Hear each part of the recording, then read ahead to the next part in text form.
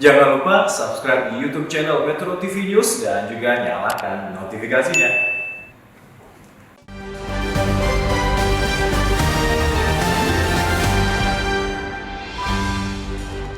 Selamat pagi pemirsa, perguruan tinggi semestinya menjadi garda terdepan dalam membangun dan menumbuhkan budaya anti korupsi. Faktanya jauh panggang dari api, perguruan tinggi malah menjadi persemayan subur koruptor.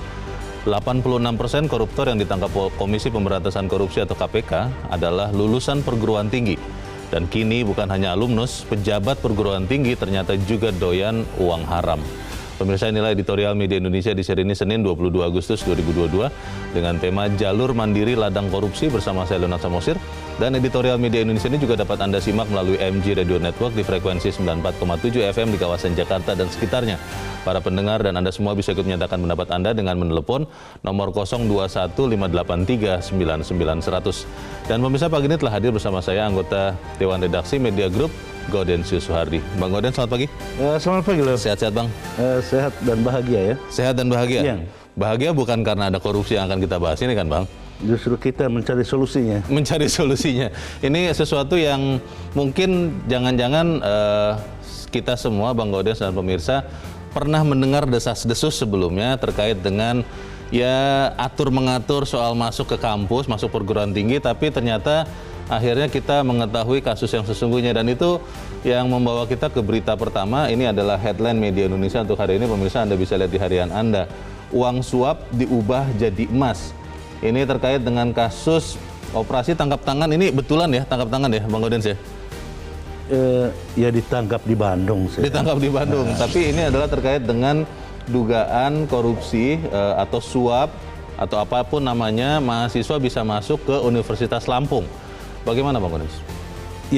Yang ketahuan sih di Lampung ya. Di Lampung. Itu tidak berarti di tempat lain tidak ada. Karena itu memang harus yang terkait dengan editorial nanti itu kan bagaimana jalur mandiri itu dibenahi. Iya. Nah, terkait dengan suap di Lampung ini bukan hanya uang, ternyata uang itu juga sudah berubah menjadi emas. Karena katanya rektornya itu meminta dari 100 juta sampai 350 juta untuk bisa lulus ya. Satu orang ya? Ya, jadi rektor itu menempatkan dirinya sebagai lembaga rekrutmen untuk masuk kampus itu. Jadi lewat rektor ya harus ada uang pelicinnya. Dan ini kemudian betul maksudnya uang itu kemudian diubah menjadi emas batangan begitu ya, Pak? Ya, disimpan dalam bentuk emas itu. Oh, ini berarti dan emasnya itu disimpan di rektorat. Oke, berarti benar-benar menggunakan ilmunya, karena kan kalau menurut ilmu ekonomi emas itu bebas inflasi begitu, Bang. Jadi dipakai ilmunya. Walaupun mendapatkan uangnya caranya ajaib ya. Ya, dipakai untuk hal yang salah gitu ya. Oke lah, kita nanti akan bahas itu lebih jauh di editorial. Kita beralih dulu ke berita selanjutnya. Kali ini dari halaman 2, halaman dalam di harian Anda pemirsa. Kontak erat pasien cacar monyet terus dilacak. Ini akhirnya cacar monyet masuk Indonesia ya? Maksudnya begitu, Bang? Ya, sudah diumumkan bahwa cacar monyet sudah ditemukan kasusnya di Jakarta. Yang bersangkutan itu kini sedang diisolasi mandiri di rumahnya. Oke. Dan pemerintah sama seperti treatment terhadap COVID-19. Begitu ketahuan ada orang yang terkena, pemerintah melakukan tracing ya. Dan sekarang itu sedang berproses. Mereka yang terkait erat dengan pasien tersebut diperiksa sekarang. Dilacak ya? Iya, dilacak. Ini disebut bahwa kasus pertama ini adalah laki-laki usia 27 tahun yang dengan riwayat perjalanan ke Belanda, Swiss, Belgia, dan Prancis ya? Ya.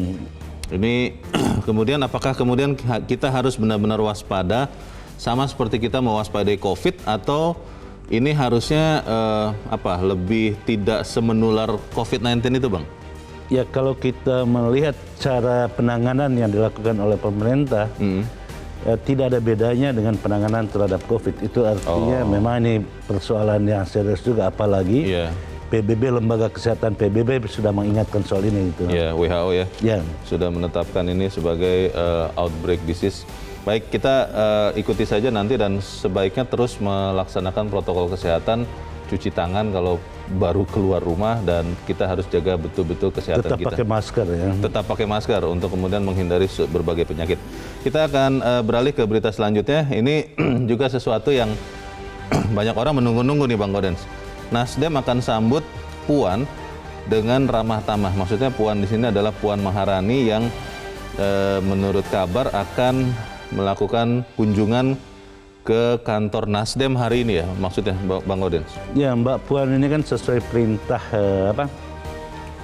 partainya untuk melakukan safari politik untuk bertemu dengan partai-partai politik lainnya dalam kerangka silaturahim ya. Dan yang pertama dikunjungi oleh Puan adalah Partai Nasdem yang dilakukan rencananya pada hari ini, dan Nasdem sudah siap-siap untuk menyambut.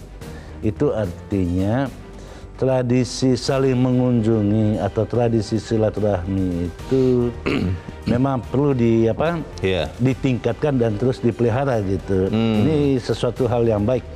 Tidak ada partai politik yang mau menang sendiri, dan tidak ada partai politik yang merasa lebih tinggi daripada yang lain. Karena sama-sama untuk kepentingan bangsa.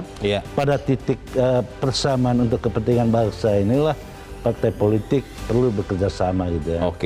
Kita sambut baik karena politik itu harusnya dilakukan dengan gembira, dengan bersukaria, begitu ya Bang Gaudens ya? Ya, sebetulnya politik itu tidak ada sebetulnya persaingan.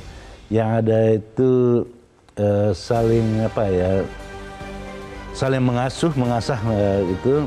Dan untuk sama-sama kepentingan bangsa. Saling mengasuh dan mengasah itu di dunia politik, tapi kalau di dunia pendidikan, apalagi mengasuh dalam tanda petik, mengasah di dalam tanda petik, itu yang berbahaya. Kita ke editorial, jalur mandiri ladang korupsi.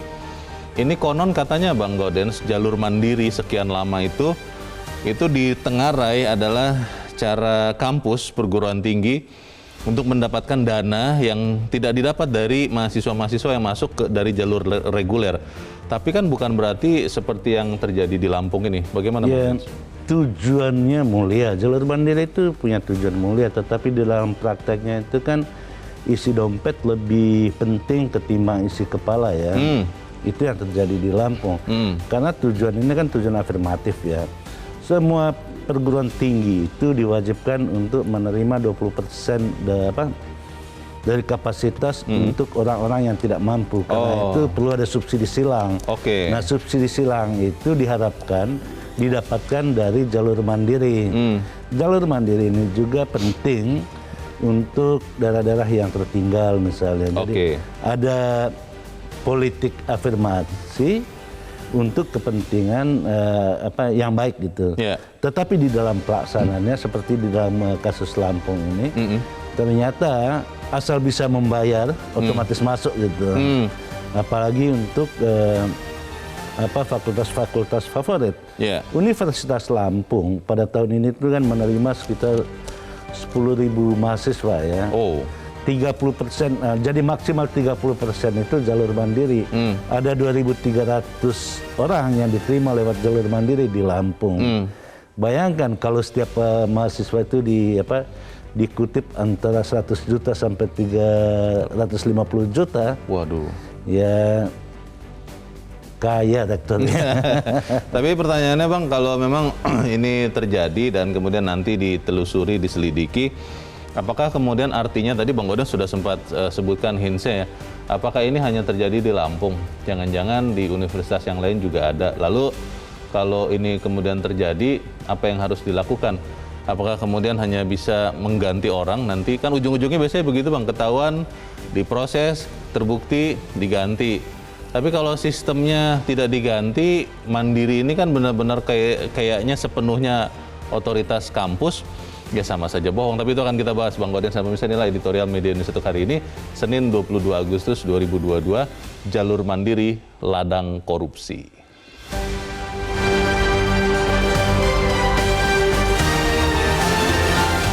Jalur mandiri ladang korupsi.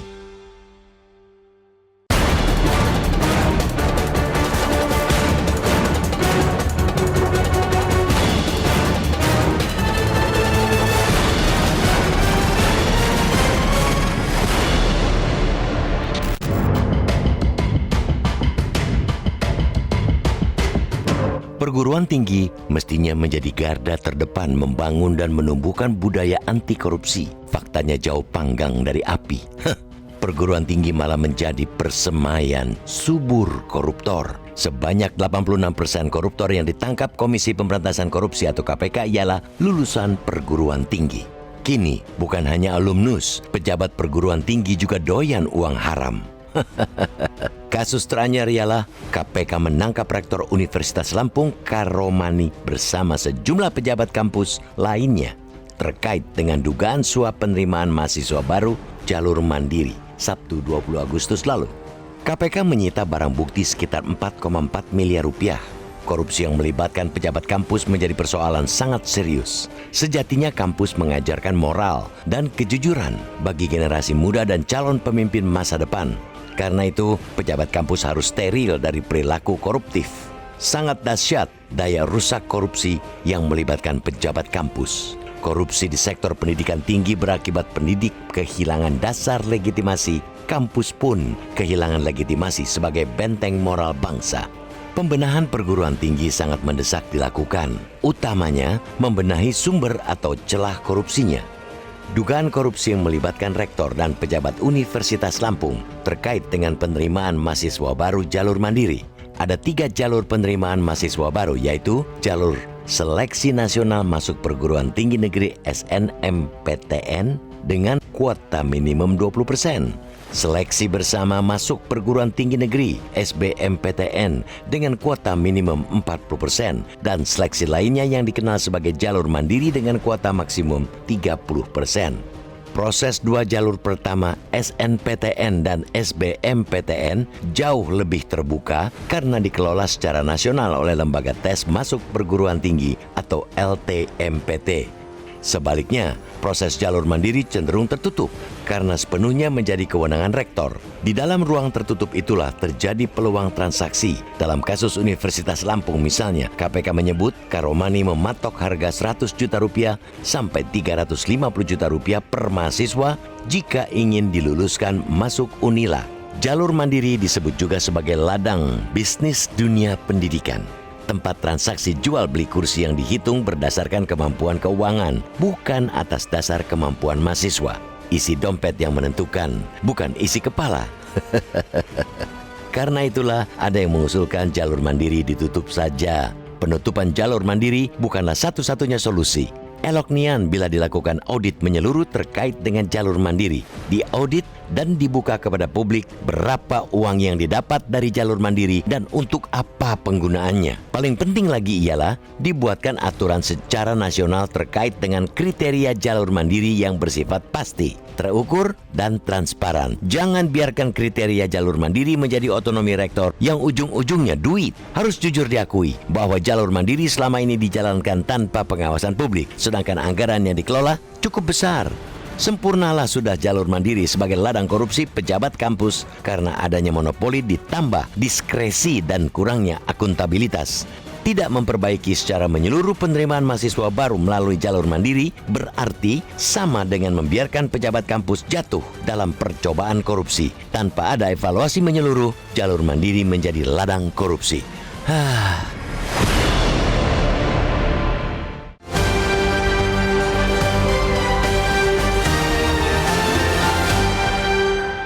Di bagian berikut Anda bisa ikut menyatakan pendapat Anda dalam editorial pagi ini. Pemirsa, untuk saat ini tetaplah bersama kami.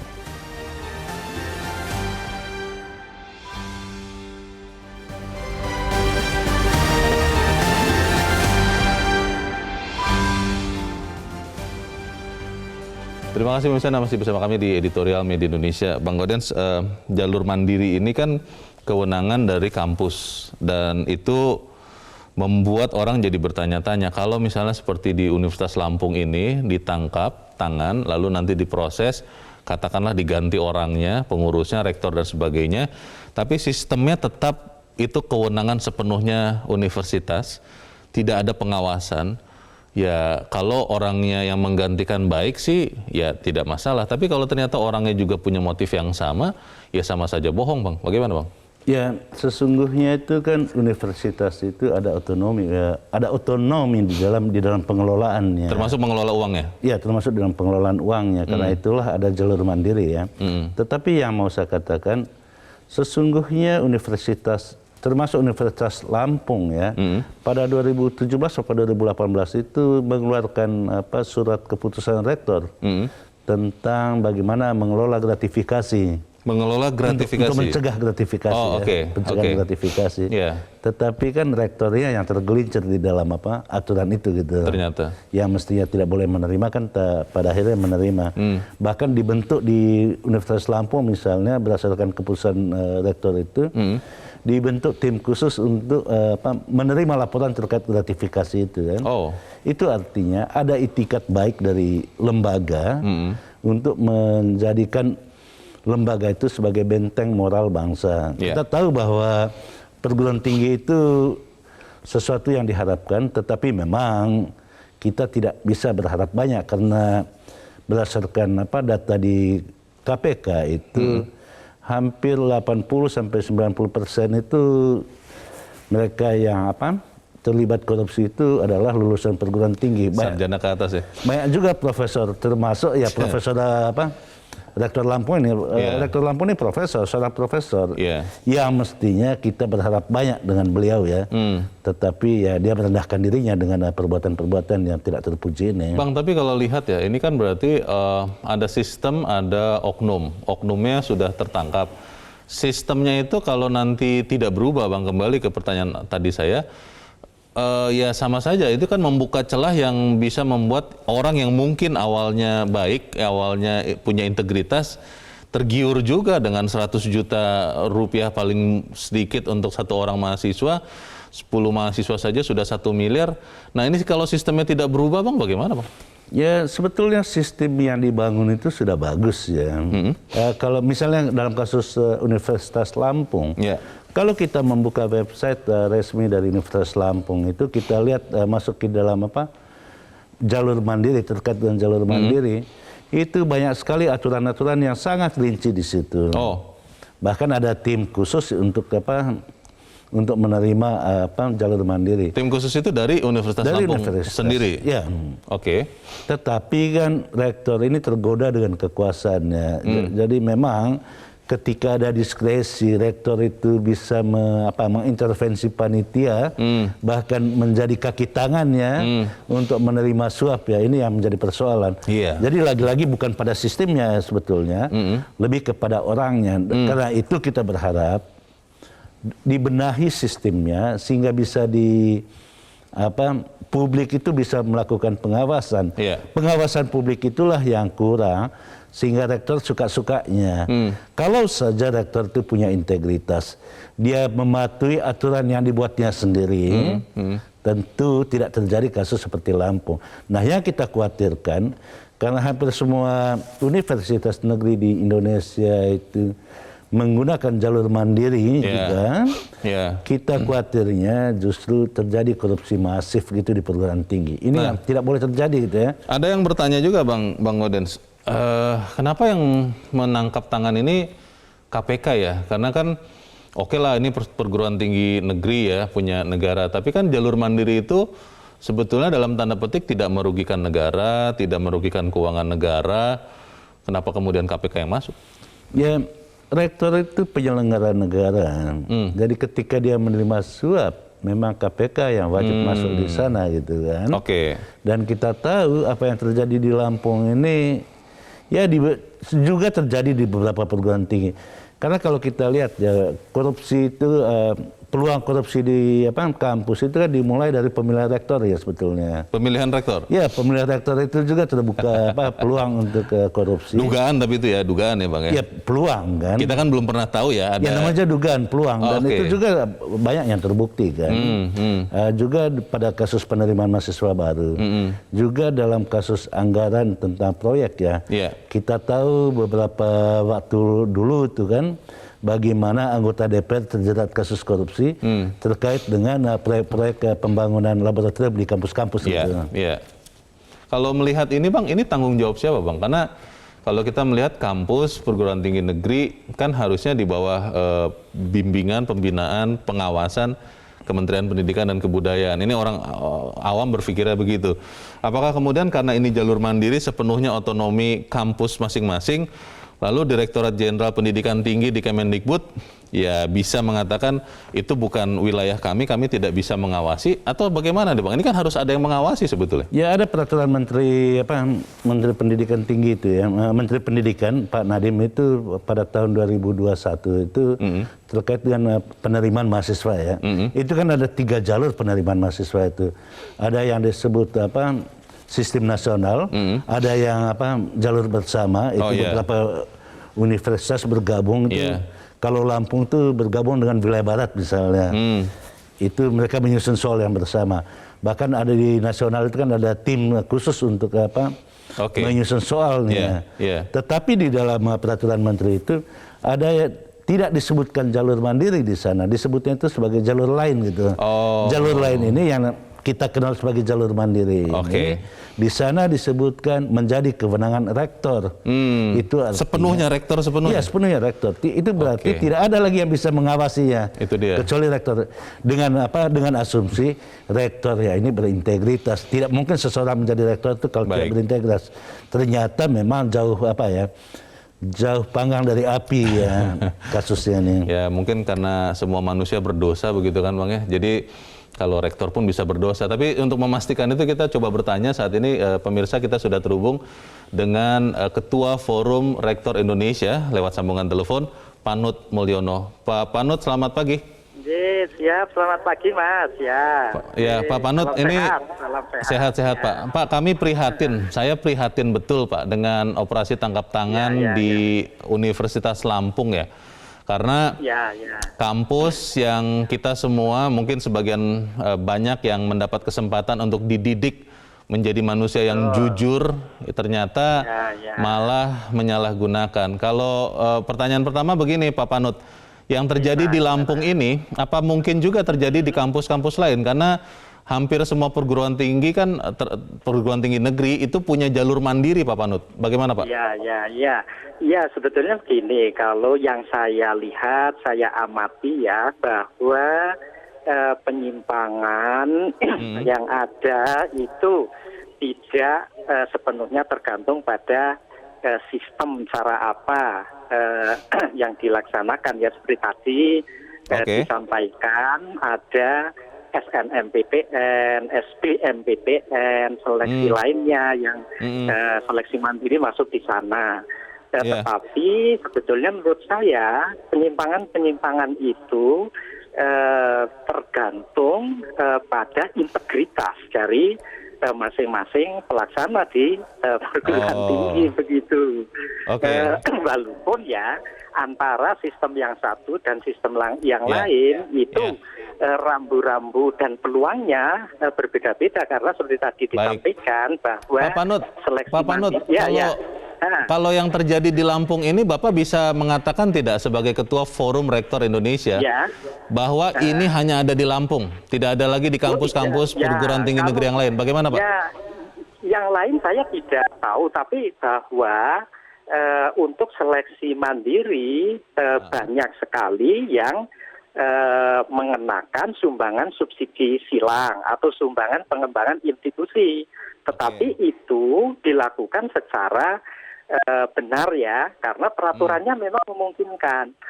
Sepanjang itu transparan, wajar, akuntabel, dan dikelola secara benar oleh institusi, dimanfaatkan secara benar untuk kepentingan-kepentingan subsidi silang, kepentingan pengembangan institusi itu ya nggak masalah. Tapi kalau selama ini Pak yang mengawasi transparansi, akuntabilitas dari penerimaan mahasiswa jalur mandiri itu siapa ya Pak? Apakah memang hanya rektor sendiri atau rektorat atau majelis wali amanat atau apa Pak?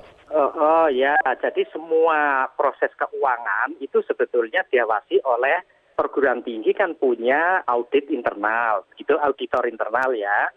Kemudian ada BPKP, kita juga di audit, ada irjen dari kementerian.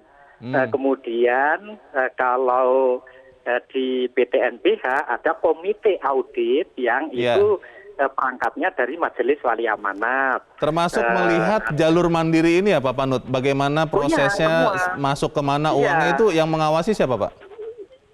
ya itu semua auditor itu mengawasi, tetapi bahwa ketika ada penyimpangan misalnya masuknya kok ke mana begitu, Ke pribadi, kan, ya. Kan ke pribadi kan orang nggak tahu juga Mas, misalnya auditor itu kan. Nah ini yang hal-hal semacam itu yang harus dibenahi, bagaimana agar peluang-peluang itu tidak terjadi semacam itu. Misalnya lah untuk yang diaudit itu kan yang secara resmi masuk ke ini ya rekening rektor, kemudian pemanfaatannya untuk apa. Tapi kalau masuknya ke tempat lain kan orang juga nggak tahu kan begitu ya. Nah itu dia maksud saya Pak Panut, itu kan tadi sudah banyak yang Bapak katakan ya yang mengawasi kampus termasuk penerimaan jalur mandiri. Berarti kalau di kasus Lampung ini semua pengawasnya lalai semua Pak? Waduh, ya bukan lalai, tetapi mungkin tidak mendeteksi begitu ya. Karena berarti lalai Pak, kalau misalnya sistemnya mengawasi begitu banyak, lalu ada kasus ini juga, kan ini harusnya tidak mudah ya menyembunyikan uang yang katanya satu mahasiswa 100 juta itu sekian miliar. Masa pengawas sebegitu banyak semuanya tidak bisa mendeteksi Pak? Itu mendeteksinya caranya yang lemah atau memang orangnya yang nggak punya niat Pak? Nah, yang nggak tahu saya kalau sampai seperti itu ya, karena itu tugas dari masing-masing begitu. Bahwa saya yakin mereka sebenarnya juga sudah melakukan usaha pengawasan begitu ya. Ya, jadi ini memang kalau menurut saya bagaimana cara mencegah agar praktek-praktek semacam itu tidak terjadi begitu. Oke, Pak Panut, ini pertanyaan terakhir ya Pak. Bapak Ketua Forum Rektor Indonesia, yang saya tahu memang Forum Rektor ini kan sifatnya hanya koordinasi ya, tidak ada hierarki, tidak ada instruksi yang harus dipenuhi, tidak ada sanksi. Tapi sebagai Ketua Forum Rektor yang sama-sama mewadahi rektor-rektor yang ada, apakah melihat kasus Lampung akan ada langkah untuk mengecek ulang jalur mandiri di setiap kampus Pak, di kampus masing-masing? Karena kalau tidak, kalau ini kemudian nanti kita lihat kasusnya, jangan-jangan orang makin tidak percaya lagi Pak dengan jalur mandiri ini, Pak Panut. Bagaimana Pak? Iya, kalau saya intinya adalah kita evaluasi, begitu ya. Dievaluasi kelemahan-kelemahan yang ada di jalur mandiri ini, kemudian langkah-langkah perbaikan harus dilakukan untuk menghindari adanya praktek-praktek seperti itu. Artinya bahwa niat-niat yang buruk, yang tidak sesuai aturan itu sulit untuk dilakukan, dan pengawasan juga harus ketat ya. Masyarakat juga harus ikut mengawasi. Begitu. Pak Panut, perbaikan ini akan dilakukan sebelum ada rektor lain yang ditangkap tangan oleh KPK, atau menunggu tangkap tangan lagi yang lain Pak baru diperbaiki Pak? Aduh, ya enggak ya. Kalau perbaikan itu kan sesuatu yang buruk itu harus segera diperbaiki. Kita prinsipnya kan continuous improvement ya, perbaikan menerus, sehingga tidak ada menunggu. Ya. Pak Panut, kami dukung sama-sama Pak, seluruh bangsa Indonesia mendukung supaya kemudian baik sarjana, master, doktor, termasuk profesor Pak, yang ada di kampus tetap punya integritas dan dihormati sesuai dengan kejujurannya. Pak Panut Mulyono, Panut Mulyono, Ketua Forum Rektor Indonesia, terima kasih Pak sudah bergabung. Selamat pagi. Moral dan etika itu. Ya, ini kan kejadian sudah ada Bang, harusnya sudah ada evaluasi. Perbaikannya seperti apa nih Bang? Ya, tuntutan untuk mengevaluasi jalur mandiri kan tidak hanya sekarang ya, tidak hanya setelah ada kasus. Jauh-jauh hari sebelumnya juga sudah sering disuarakan. Tapi belum ada kasus. Tetapi kan karena tidak ada kasus itu seperti orang berteriak di padang pasir. Gitu, ya. Ini yang mestinya tidak boleh. Tetapi ada harapan di kantor KPK kemarin, dari pihak kementerian juga sudah berjanji untuk melakukan evaluasi. Bahkan KPK juga berniat untuk ikut membenahi. Baik. Ya kita mudah-mudahan ke depan jauh lebih bagus. Gitu. Solusinya konkretnya seperti apa? Karena sering orang berjanji lalu karena berjalannya waktu janjinya lupa Bang. Kita harus jeda dahulu Bang Udin, sampai tetap bersama kami. Editorial Media Indonesia segera kembali.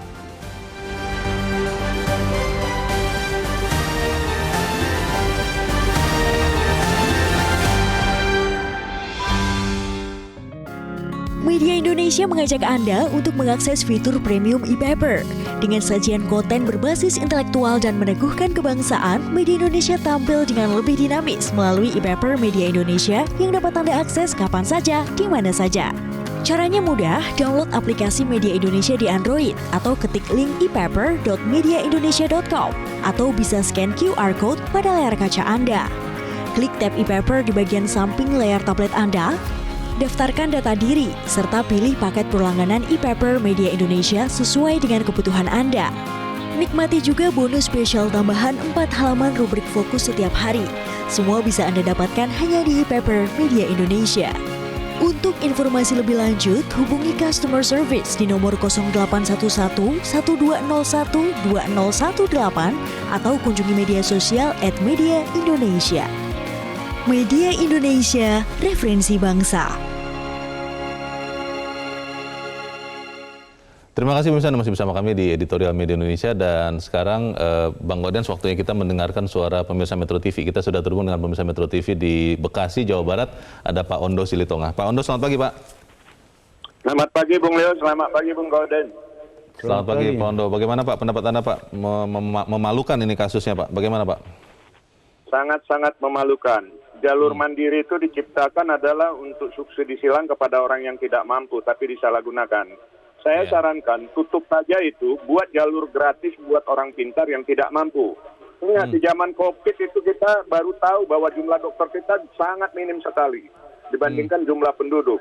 Padahal banyak sebenarnya anak-anak itu ingin menjadi dokter, cuman karena biaya di fakultas kedokteran itu, waduh, nggak ada orang yang mampu kecuali dia orang kaya. Sistem masuk PTN ini memang berubah-ubah. Dulu ada yang jalur undangan, ada jalur tertulis. Berubah lagi menjadi SMPTN dan SBMPTN, ditambah lagi dengan jalur mandiri. Nah, khusus yang jalur mandiri itu hanya untuk yang berbadan hukum. Model tesnya tuh Pak, tapi juga berbeda-beda masing-masing PTN. Nah, di wilayah ini tesnya berdasarkan uang. Jadi benar ladang korupsi. Meski boleh, tapi harusnya diawasi dengan ketat.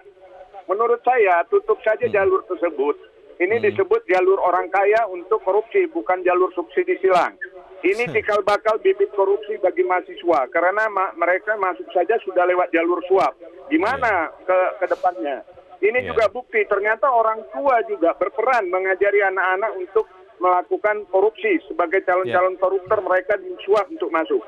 Dan pertanyaan saya nih Bung Leo, Bung Godens, gimana selanjutnya anak-anak yang sudah masuk jalur suap tersebut? Mau diapakan? Apa dibiarkan terus? Atau ya terserah lah, saya nggak ngerti mau diapakan itu. Terakhir, tata ulang SNMPTN dan SBMPTN jadikan satu aja semua, nggak usah dipecah-pecah begitu. Jadi pengamatannya juga pengawasannya jelas. Terima kasih. Terima kasih Pak Ondo Silitonga di Bekasi, Jawa Barat untuk pendapat Anda Pak. Selamat pagi. Di belakang Pak Ondo ada Pak Sukarwan di Temanggung, Jawa Tengah. Pak Sukarwan, selamat pagi Pak. Selamat pagi Bang Leo, selamat pagi Metro. Selamat pagi Pak Sukarwan. Bagaimana Pak pendapat Anda Pak? Silakan Pak. Pertama, saya sebagai S2 lulusan salah satu perguruan tinggi di Jogja yang favorit, saya marah sekali ini. Marah betul. Nah, rektor, kemarin KPK sudah nangkap Bupati Pemalang. Sekarang rektor Universitas Negeri Lampung. Saya yakin 2 orang terakhir yang ditangkap itu pasti aktivitas yang lain rajin dan kusuk. Tapi kalau tidak ada penataran B4 zaman Pak Harto, 36 butir Pancasila, tidak ada rasa nasionalisme, tidak ada rasa religius, tidak ada rasa Pancasilais. Inilah akan terjadi generasi yang bubar. Yang kedua, singkat saja, perguruan tinggi perlu ditata ulang. Jalur mandiri, saya setuju dengan penelpon pertama, hapus saja. Perguruan tinggi itu hanya universitas dan perguruan tinggi itu hanya wajib menerima program mahasiswa strata S1. Jangan D3, D2, D1 dimakan, dilahap, habis-habisan akademi kehilangan pangsa pasar. Ini kan universitas itu masih menerima D3 dengan alasan jalur apa itulah pokoknya.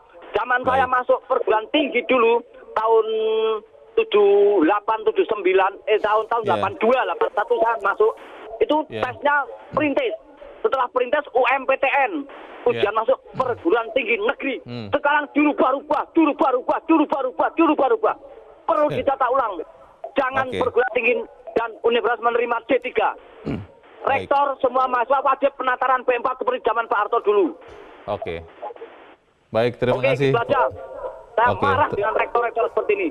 Baik, Tapi masih terima kasih. tidak mencabuli mahasiswanya. Kalau pondok pesantren kan ketuanya mencabuli santriwatinya. Oke, baik. Terima kasih Pak Sukarwan di Temanggung, Jawa Tengah untuk pendapat Anda. Mohon bersabar ya Pak, kita akan bantu untuk memperbaiki keadaan ini sama-sama. Di belakang Pak Sukarwan masih ada pemirsa Metro TV, kali ini dari Jakarta ada Ibu Ong Mehwa. Ibu Ong, selamat pagi. Selamat pagi Bang Leo, selamat pagi Bang Bodan. Assalamualaikum warahmatullahi wabarakatuh. Waalaikumsalam warahmatullahi wabarakatuh. Ketawa saya Pak. Ketawanya ketawa gembira atau ketawa miris atau bagaimana nih Bu Ong? Ya miris iya, sedih iya Bang. Ya. Jadi sogok menyogok di perguruan tinggi. Iya. Ya saya baru dengar ini loh Bang. Oh baru dengar ya Bu? Ya, jadi maksud saya, cucu-cucu saya mau masuk perguruan tinggi itu dengan susah. Sedangkan pilihan mereka itu kalau anak laki-laki ingin masuk teknik. Nah, apakah itu teknik listrik atau teknik minyak dan tetapi jalur ini kan susah Bang Leo. Kalau menyediakan uang ratusan juta, ya tidak mampu, apalagi bapak ibunya hanya seorang karyawan. Oke. Tidak seperti zamannya bapak dulu. Memang zaman dulu kan memang prestasi, siapa yang tes masuk ya itulah yang bisa masuk. Jadi iya, tapi Bang Leo, saya ingin mengatakan, mau masuk perguruan tinggi saja sudah menyogok-menyogok. Bagaimana nanti kalau jadi pegawai? Apakah itu integritasnya tinggi atau nanti akan cari pulihan? Ini loh yang harus dipikirkan oleh Departemen Pendidikan. Sistemnya itu harus dirubah, Bang. Jadi jangan pakai jalur mandiri yang ini. Lah, tidak, Bang. Tidak pakai titel. Di Indonesia itu titel S1, S2, S3 itu memang dituntut. Nah, sekarang kita contoh. Iyalah, Bang. Ibu Susi Pujiastuti tanpa titel. Oh, beliau kinerjanya bagus, tidak korupsi. Nah, sedangkan yang punya titel S1, S2, S3 ujung-ujungnya korupsi. Nah, inilah bagaimana untuk mendapatkan titel S1, S2, S3 belajar hanya seminggu sekali pun dapat, Bang Leo. Baik. Nah, inilah kita harus prihatin dengan pendidikan. Udah tidak ada lagi jalur mandiri supaya seleksi yang pinter, yang otodidak ya masuklah dengan pilihannya. Kita aja. Assalamualaikum warahmatullahi wabarakatuh. Waalaikumsalam warahmatullahi wabarakatuh. Terima kasih Ibu Ong Mehwa di Jakarta untuk pendapat Ibu. Selamat pagi Bu. 3 penelpon Bang Gaudens akhirnya mengerucut ke pendapatnya hapus saja jalur mandiri. Kalau kemudian jalur mandiri ini ternyata bisa menjadi ajang korupsi, ajang main-main, hanya orang yang punya uang banyak yang kemudian bisa masuk. Itu bisa atau lebih banyak mudaratnya kalau itu dilakukan atau bagaimana Bang Gaudens? Ya bukan soal dihapus atau tidak. Yang paling penting itu kan ada transparansi atas sebuah sistem. Karena sistem apapun yang kita pakai, mau jalur apapun yang diganti, kalau tidak ada pengawasan publik, selalu terbuka peluang untuk transaksi di sana. Karena itu di dalam sebuah sistem yang baik itu jangan terlalu banyak ruang gelapnya. Karena di dalam ruang gelap itulah terjadi transaksi. Dalam kasus Lampung misalnya, universitas menyiapkan formulir untuk membuat profil orang tua. Baru dari sana nanti ketahuan siapa saja orang kaya, orang tuanya yang anak-anak yang orang tuanya kaya. Nah, terhadap orang-orang kaya inilah dilakukan pendekatan-pendekatan oleh rektor untuk dia dimintakan uangnya. Di sana ada transaksi. Itu artinya sistem yang dibangun untuk Universitas Lampung hakikatnya sudah baik. Hanya saja rektornya yang tidak bisa mengendalikan diri. Gitu. Dan tidak ada yang mengawasi, berarti kan? Atau ada yang mengawasi cuma ya tadi lalai semua begitu kan? Tidak bisa mendeteksi semua. Kasus Lampung ini kan semuanya banyak yang terlibat itu kan. Bukan hanya rektor. Bukan hanya rektor, wakil rektor juga terlibat. Yang tadi pengawas tadi dikatakan Bapak juga pengawasnya juga ikut terlibat gitu kan. Nah ini artinya begitu besarnya kekuasaan rektor untuk mempengaruhi. Jangan-jangan ketika masuknya juga tidak benar ini kan? Maksudnya ketika dipilih sebagai rektor, maksudnya? Iya, karena peluang korupsi itu sejak pemilihan rektor itu sudah ada peluang korupsi. Oke. Makanya saya akhirnya sekarang baru sadar kenapa orang itu kalau pada saat pemilihan rektor, Bang, terutama perguruan tinggi negeri, itu begitu kerasnya, begitu sengitnya menghimpun dukungan. Konon katanya ada pendekatan kepada kekuatan itu mungkin karena ini ya, Bang, ya? Ya, karena uang yang banyak itu. Jadi banyak uang yang tidak perlu dipertanggungjawabkan. Oke. Bang, tadi ada pertanyaan juga dari Pak Ondo, menarik juga bahwa kalau ini kan sudah ditangkap tangan dan mungkin akan terbukti lah ya nanti di pengadilan, mahasiswa yang sudah keburu masuk dengan dalam tanda petik menyuap tadi yang sudah kasih antara di Tenggareh 100 sampai 350 juta per orang. Ini apakah kemudian harus dibatalkan admisinya masuk ke kampusnya atau bagaimana tuh, Bang? Ya itu yang sedang dikaji oleh Universitas Lampung. Kan hari ini baru ditunjuk ke siapa pelaksana rektornya. Oh, sudah ada. Hari ini akan ditunjuk itu kan. Dan Universitas Lampung itu berjanji untuk melakukan pembahasan mendalam terkait nasib mahasiswa yang diterima karena menyogok ini. Ya mestinya sih sanksi sosial harus diberikan ya. Yeah. Tidak perlu diterima mereka, cuman kan nasib anak-anak ini kan kasihan juga ya. Itu dia. Mungkin karena diminta rektor, kecuali kalau orang tuanya yang proaktif. Kalau orang tua itu diminta, itu lain lagi gitu. Karena itu perlu ada penelitian mendalam, jangan sampai merugikan anak-anak gitu loh. Tadi Pak Soekarwan marah ya, menelpon mengatakan bahwa inilah karena penataran P4 yang tidak ada. Ya secara pesan kalau saya menangkapnya adalah moral itu akhirnya memang harus diperhatikan. Meskipun kegiatan yang lain, tadi kata Pak Soekarwan, kegiatan lain tanda petik kusuk gitu, itu tidak menjamin integritas orang. Tapi bagaimana caranya, Bang, bisa memastikan bahwa profesor-profesor, rektor-rektor yang ada di Indonesia memang punya integritas yang baik? Dalam hal ini uang lah ya, bagaimana? Ya, penataran itu tidak ada kaitan dengan integritas ya. Karena dalam kasus Lampung misalnya pada 2017-2018 itu kan dikeluarkan peraturan rektor untuk menangkal KKN gitu ya. Yeah. Tetapi itu rektornya juga yang korupsi. Justru gitu. Dia yang diduga korupsi. Melanggar, ya. Kemudian bagaimana caranya terkait integritas? Rektor, apalagi jabatan rektor ya atau pejabat di perguruan tinggi itu mereka ada karena adanya integritas. Ketika tidak ada integritas itu mereka itu sampah gitu. Iya.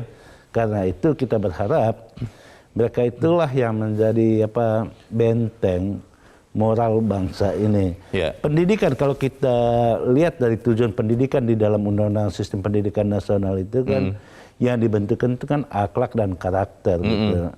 Nah, akhlak dan karakter ini yang jauh dari kasus Lampung ini. Yeah. Kita berharap cukup di Lampung saja, tidak melebar kemana-mana. Tetapi rasa-rasanya kok pola Lampung ini bisa jadi juga ditemukan di berbagai tempat. Hanya KPK belum turun tangan saja. Jangan-jangan di banyak tempat terjadi.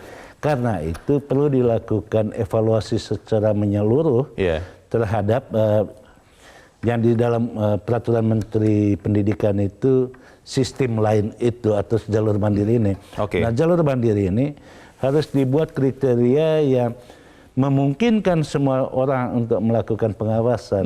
Jangan semata-mata disebutkan sebagai otoritas rektor. Oke.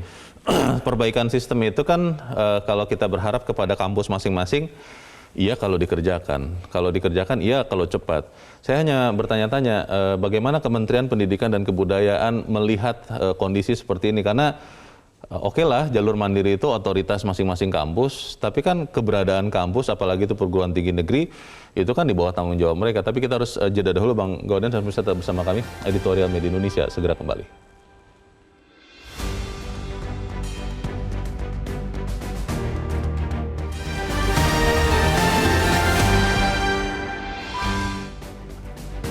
Terima kasih pemirsa masih bersama kami, kita di bagian akhir dari diskusi kita pagi ini. Bang Gaudens, langkah koreksi apa Pak Bang yang harus segera dilakukan terutama oleh Kementerian Pendidikan, karena kalau berharap setiap kampus ya susah juga. Ya tentu yang pertama itu Menteri Pendidikan itu merevisi peraturannya sendiri yang terkait dengan sistem penerimaan mahasiswa itu kan. Tadi saya katakan ada 3 jalur gitu. Satu jalur itu lewat bakat ya. Yang kedua itu ujian tertulis. Yang ketiga itu jalur mandiri. Jalur mandiri ini jalur korupsi. Karena itu yang harus sekarang karena itu harus dievaluasi secara menyeluruh. Yang paling penting itu harus jelas itu ya, berapa angka terendah, angka tertinggi untuk setiap jalur mandiri ini. Maksudnya nilai atau? Nilai. Oh, bukan rupiahnya ya? Bukan rupiah. Atau dihilangkan sama sekali. Kalau dihilangkan sama sekali jauh lebih bagus juga. Sehingga 100% itu lewat ujian tertulis yang dikoordinasi secara nasional. Dulu kan kita kenal ada Sipan Maru, ada SMPTN, UMPTN, sekarang itu banyak sekali jalurnya. Nah, ada 3 jalur, jangan-jangan jalur keempat itu jalur tikus gitu. Tikus mandiri. Tikus mandiri, karena itu memang secara serius, dan Kementerian sudah berjanji, kemarin ketika konferensi pers bersama KPK itu, dari Kementerian itu sudah berjanji untuk melakukan pembenahan terhadap jalur mandiri ini sehingga tidak seperti yang dikatakan tadi jalur orang kaya. Yang dilihat itu harus isi otak, bukan isi tasnya, bukan isi dompet dari orang tuanya. Kasihan orang tua itu kan. Bang, tapi di sisi lain kalau misalnya jalur mandiri ini sama sekali ditiadakan, sementara kampus, ada beberapa kampus yang kita sama-sama tahu, terutama perguruan tinggi negeri, itu sudah tidak dapat lagi anggaran atau hanya sedikit dapat dari negara, dia harus cari uang sendiri. Kalau jalur mandiri ini kemudian sama sekali ditiadakan, dia dapat uangnya dari mana, Bang? Jalur mandiri itu konsepnya itu sesungguhnya kalau kita membaca baik-baik regulasinya itu bukan untuk mencari uang sesungguhnya, tetapi dia menjadi bagian dari subsidi silang gitu. Karena ada kewajiban dari perguruan tinggi 20% itu orang yang tidak mampu. Kemudian ada kewajiban untuk orang-orang yang dari daerah tertinggal. Dan kalau khusus Lampung yang saya ketahui itu ada rektor Lampung itu misalnya merekrut mahasiswanya dari daerah kantong-kantong begal gitu loh. Sehingga sekarang tuh di Lampung itu sesungguhnya sudah tidak terdengar lagi kata begal itu ya. Karena dari daerah itu direkrut untuk dikuliahkan di Universitas Lampung. Yang diterapkan sudah bagus, hanya mungkin Pak Rektornya tergelincir aja sih. Ke depan Bang, masyarakat mengawasi bagaimana caranya, karena apalagi seperti jalur mandiri kan katanya otoritas sepenuhnya dari kampus, dari rektor. Masyarakat bisa ikut mengawasi seperti apa, Bang? Ya kalau di website sih sudah bagus ya. Di website? Di website-nya sudah bagus. Kalau saya membaca website dari Universitas Lampung ini sudah bagus terkait dengan aturan mandirinya ini. Tetapi di pelaksanaannya ini kan kong-kali-kong rektor dengan bawahannya untuk mempengaruhi. Jadi rektor menempatkan dirinya sebagai lembaga rekrutmen mahasiswa, itu aja soalnya. Baik, kita harapkan kasus ini bisa dituntaskan dengan tuntas, lalu segera ada perbaikan untuk memastikan kampus itu adalah tempat menjaga moral ya, begitu ya Bang Gaudens ya? Ya, moral itu semakin jauh sekarang ya, tidak hanya di perguruan tinggi, di setiap sendi kehidupan bangsa ini. Kita usahakan, kita doakan. Bang Gaudens, terima kasih sudah di tempat ini. Selamat pagi Bang. Terima kasih. Pemirsa, harus jujur diakui bahwa jalur mandiri selama ini dijalankan tanpa pengawasan publik. Sementara anggaran yang dikelola cukup besar. Sempurnalah sudah jalur mandiri sebagai ladang korupsi pejabat kampus karena adanya monopoli, ditambah diskresi, dan kurangnya akuntabilitas. Tidak memperbaiki secara menyeluruh penerimaan mahasiswa baru melalui jalur mandiri berarti sama saja dengan membiarkan pejabat kampus jatuh dalam percobaan korupsi. Tanpa ada evaluasi menyeluruh, maka jalur mandiri menjadi ladang korupsi. Saya Leonard Samosir berterima kasih Anda sudah menyimak editorial Media Indonesia untuk pagi ini. Tetap pakai masker Anda untuk menjaga kesehatan Anda. Selamat pagi, sampai jumpa.